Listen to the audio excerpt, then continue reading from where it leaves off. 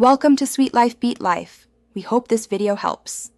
In this video, I will explain how to use an oxygen meter. First, unbox your device and locate the main unit, sensor probe, and any included accessories. Connect the sensor probe securely to the main unit, ensuring a snug fit. Next, insert the required batteries, usually 2 or 3 AAA batteries, following the polarity indicators. Power on the device and allow it a moment to initialize before proceeding with calibration or measurement. This initial setup is crucial for accurate readings. To take an accurate reading, ensure the sensor probe is clean and dry. Immerse the probe into the liquid or gas you wish to measure, making sure the sensor tip is fully submerged and free of air bubbles. Hold the probe steady and wait for the reading on the display to stabilize, which typically takes about 30 seconds to 1 minute.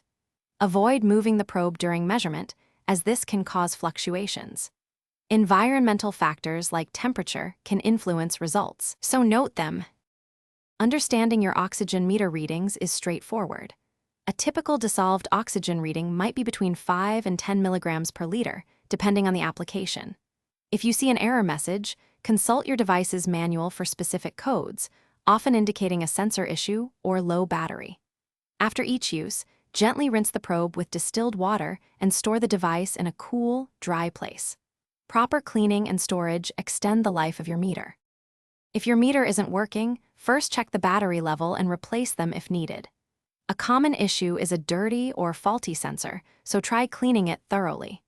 If readings remain inconsistent, the sensor might need replacement, which is a standard maintenance item for these devices.